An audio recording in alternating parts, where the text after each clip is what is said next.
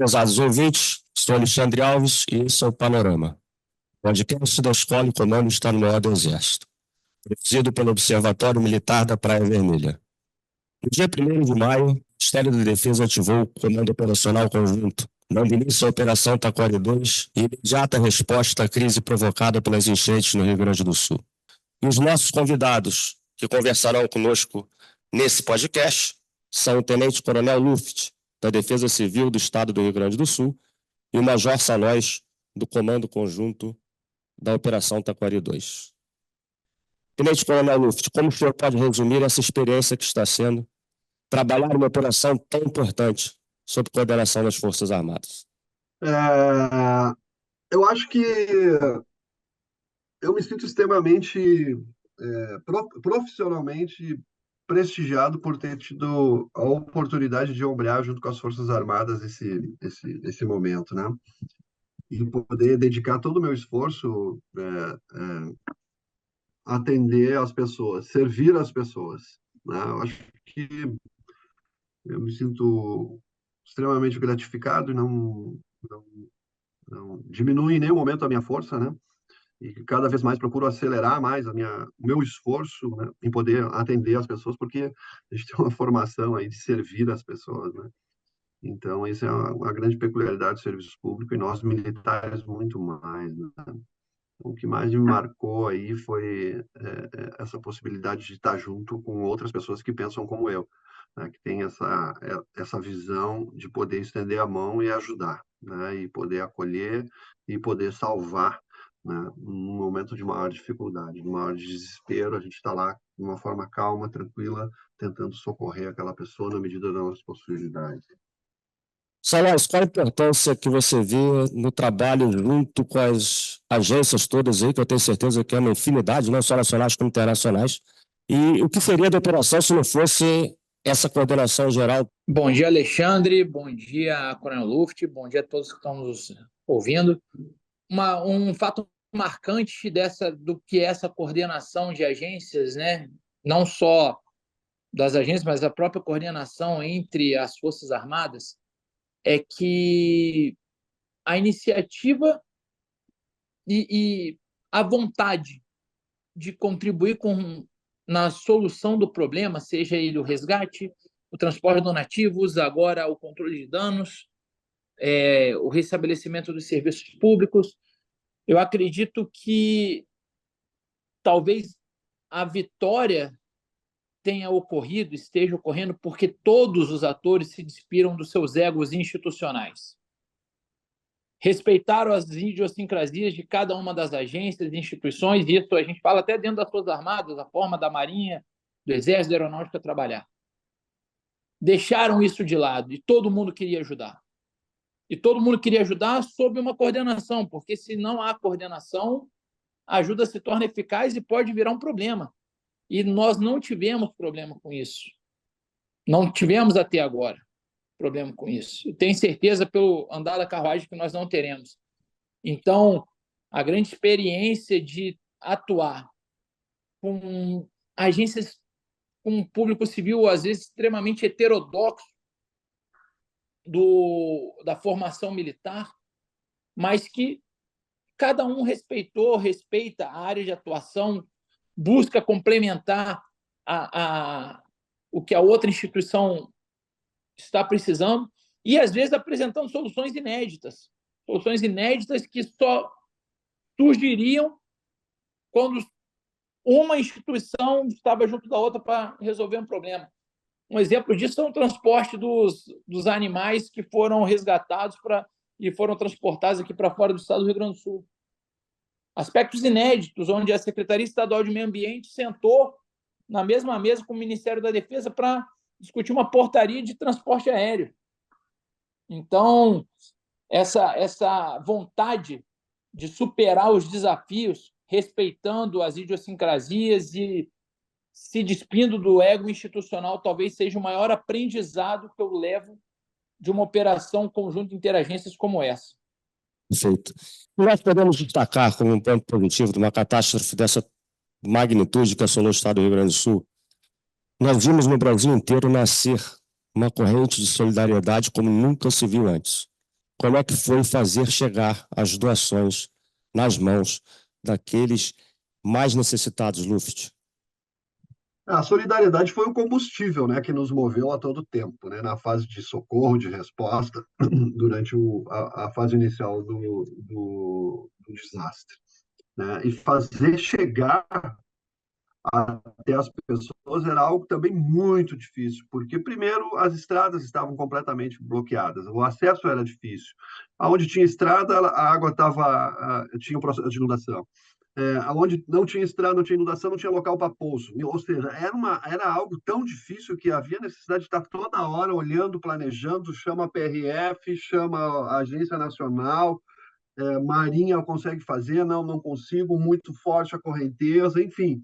Era um desafio gigantesco de fazer chegar, e a gente literalmente fazia chegar, né? Não tinha como, seja lá de avião, jogar de paraquedas, fazia chegar de barco, a pé. Teve gente do Exército que se embranhou no mato carregando cesta básica, caminhando 10, 15, 20 quilômetros de dia, de noite, na chuva, no barro, mas a comida e a água chegavam.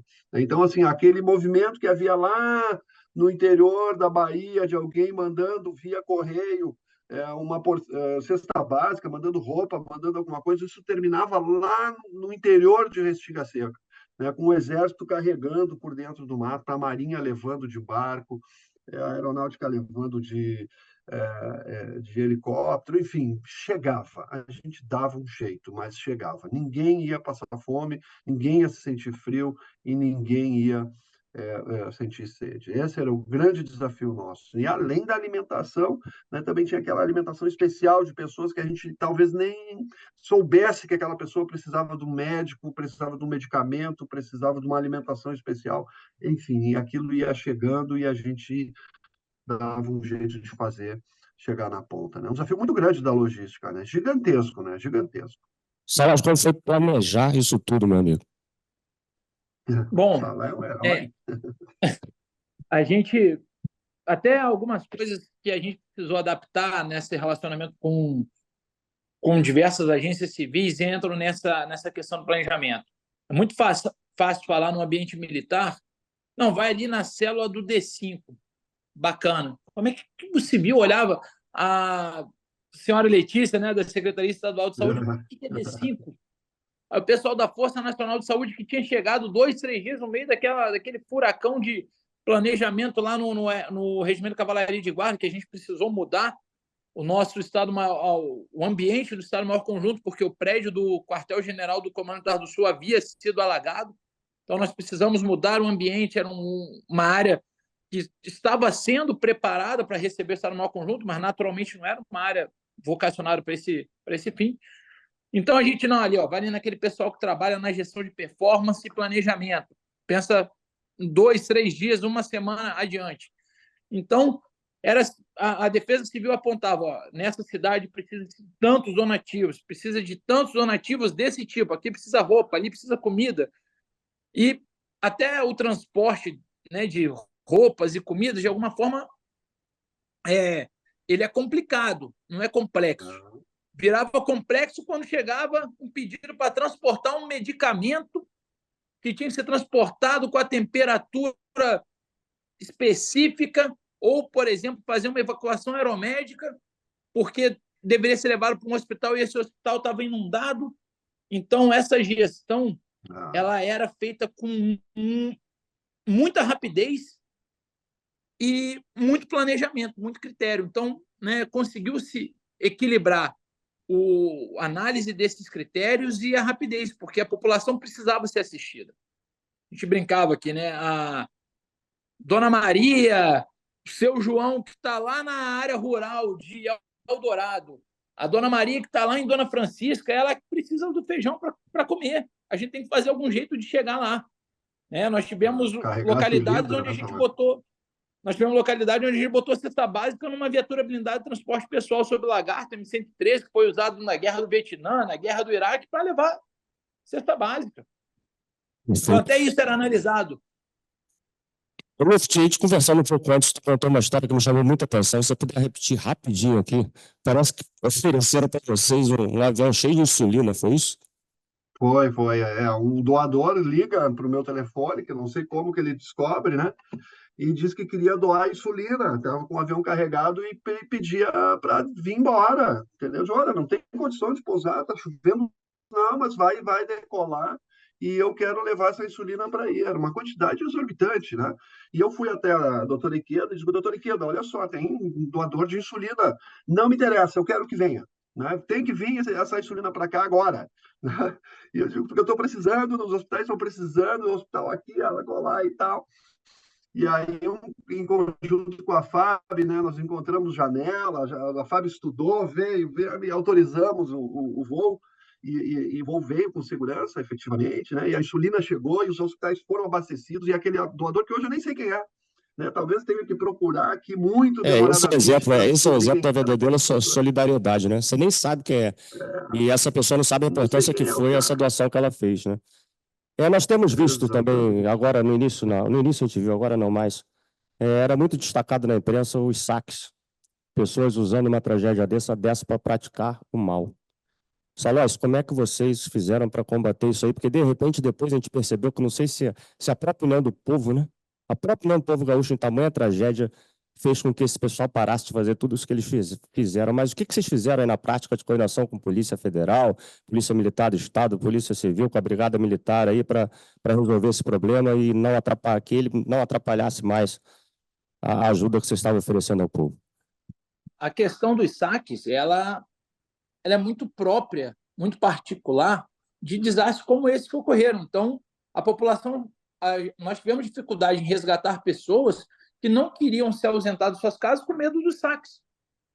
Então, era algo que nós prevíamos que ocorreria, mas o foco inicial era resgatar a gente. Entre evitar o saque e salvar uma vida, não tinha como. Nós tínhamos que partir para salvar, resgatar pessoas e animais. Só que, com o tempo, nós começamos a atingir um certo ambiente de controle dos resgates, né? Utilizávamos drone, a aeronave com visão noturna, termal, para identificar pessoas e animais isolados e tudo mais. E algumas áreas que já eram socioeconomicamente conflagradas, que estavam isoladas pela água, começaram a sofrer ações por atores não estatais, atores violentos, a ações de saqueamento. As forças de segurança pública, os órgãos de segurança pública, particularmente aqui do Rio Grande do Sul, a Brigada Militar e a Polícia Civil, estavam diretamente envolvidas com os resgates.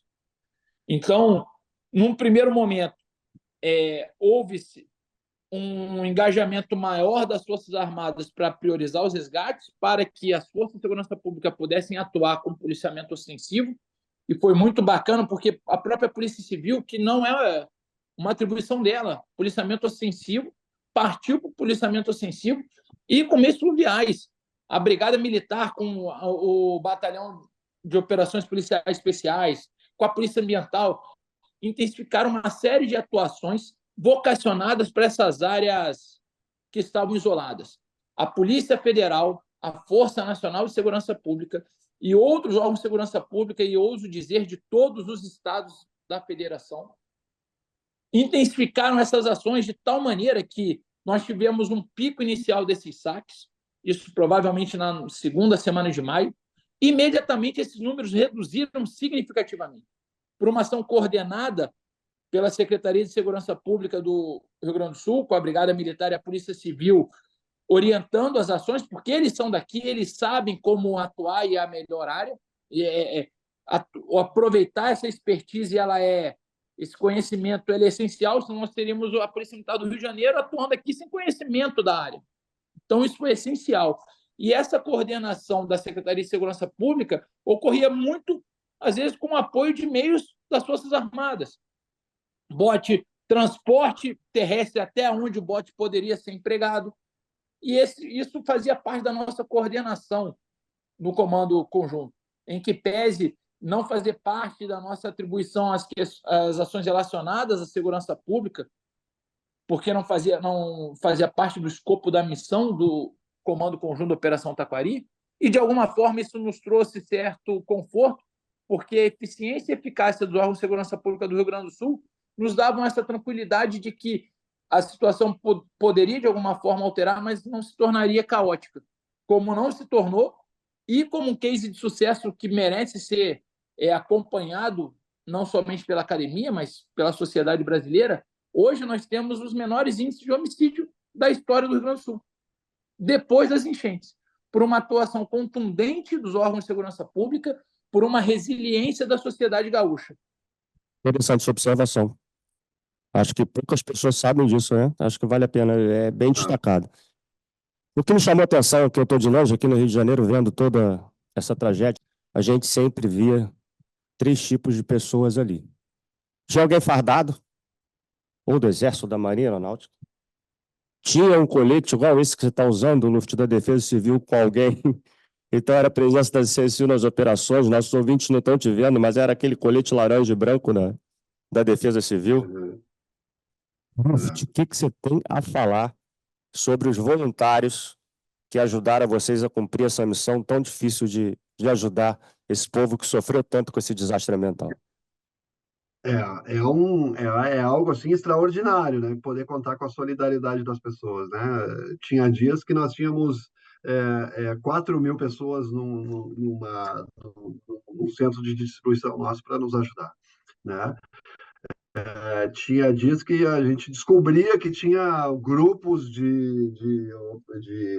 operando com jet ski salvando pessoas. Outra vez a gente estava recebendo médicos que estavam vindo do Paraná pedindo desculpa por não ter avisado para chegar, mas resolvi vir e nós estamos aqui aonde vocês querem que a gente esteja empregado. Enfim, as mais variadas pessoas, né? Assim, e tudo isso eram decisões que a gente tinha que tomar na hora. Pessoas que vieram aqui só para socorrer animais, pessoas que vieram aqui só para trazer comida para cavalo. Olha, eu sei que tem muito cavalo, estou aqui para ajudar, vou resgatar para onde que eu levo e eu já estou trazendo a comida. Então, eram acontecimentos assim do nosso dia a dia que a gente precisava tomar decisão na hora, nessa live. A gente olhava e disse, não, isso aqui tem que ser resolvido agora e tem que ser encaminhado para cá. O senhor pode esperar que nós já vamos solucionar esse detalhe, já vai ser empregado. Ou, como eu digo, né, voluntário que chegava para ajudar de qualquer jeito. Né? O que tu precisar, eu estou aqui parado. Né? Pode contar comigo. E foi, assim, uma experiência gigantesca. Salas, qual é o momento atual da operação? O que a gente está fazendo agora? Eu acho que essa fase aguda de resgate a gente já passou por ela, graças a Deus, e com sucesso. Vamos lá, Alexandre. A atividade de resgate ela reduziu quase que a zero. Vou falar zero porque nós tivemos há 2 dias atrás aí um repique do Guaíba e a gente precisou efetuar alguns resgates na região das ilhas, aqui da região metropolitana de Porto Alegre. A questão relativa à ajuda humanitária também ela já está bem engrenada com os transportes logísticos e as doações. E agora a gente está vocacionado para a questão do controle de danos e para a cooperação civil-militar. O que a gente mais quer agora, falando como comando conjunto, é que a gente tenha um ambiente onde as instituições públicas consigam retomar suas atividades, as instituições privadas também, porque isso gira economia, isso faz com que a normalidade do fluxo de pessoas, bens e serviços ocorra. Então, há uma intensificação de ações cívico-sociais voltadas à questão de cidadania, assistência social e desenvolvimento social, empregabilidade de homens, mulheres, retorno às escolas das crianças, que é uma prioridade do comandante conjunto, retirar as crianças dos abrigos, colocar as crianças nas escolas, que é um ambiente que a criança e o adolescente devem estar. Então, o que a gente tem visto agora, como o senhor falou, é o fardado, o colete laranja, o voluntário, e agora nós temos a iniciativa privada, chegando junto aqui nos nossos briefings diários, oferecendo material. Olha, eu preciso de emprego, onde é que vocês vão fazer ação? Porque eu vou lá contratar pessoa para trabalhar na minha empresa, para fazer faxina, para trabalhar como atendente. Nós estamos numa fase onde os esforços são mais direcionados para a cooperação civil-militar propriamente dita. Nossa 9ª edição do Panorama termina aqui.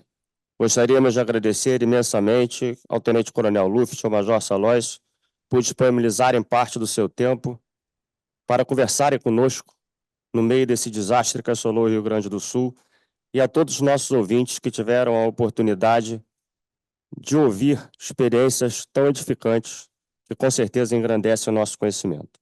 E nós continuamos aqui na URCA observando o que acontece de mais relevante no Brasil e no mundo.